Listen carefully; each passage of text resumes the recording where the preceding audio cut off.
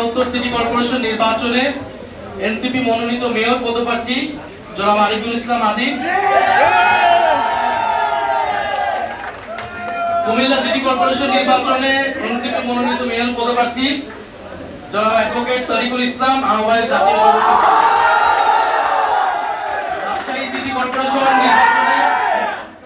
Rajshahi city corporation নির্বাচনে NCP মনোনীত mayor পদপ্রার্থী মোহাম্মদ মুবাশশির আলী, আহ্বায়ক এবং সর্বশেষ সিলেট সিটি কর্পোরেশন নির্বাচনে